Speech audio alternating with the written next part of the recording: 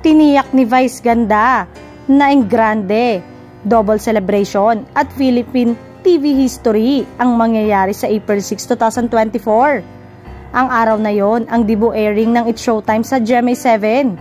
Bukod sa pinaghahandaan lang airing sa Kapuso Network, nakaplano na rin ang birthday celebration ni Vice sa noontime show.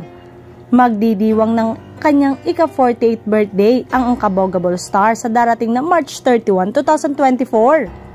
Pero sa April 6 nila ito inischedule dahil sa Semana Santa. Kwento ni Vice sa exclusive interview ng ABS-CBN News kahapon March 21. Matagal nang nakaplano ang kanyang birthday celebration sa It's Showtime.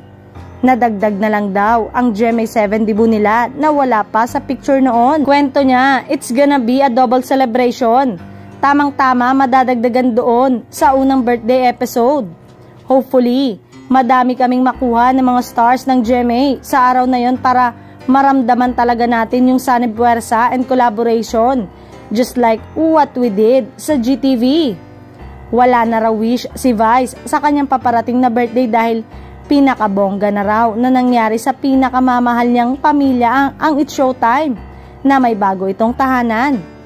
Ayon sa TV host comedian, pero feeling ko ito yung pinakamalaki na natanggap ko, itong oportunidad na makasama sa GMA. Makapag-reach ng mas malaking audience. Malaking blessing to sa It's Showtime and napakahalaga sa akin ng pamilyang to. Eto na ang pinakamalalang gift.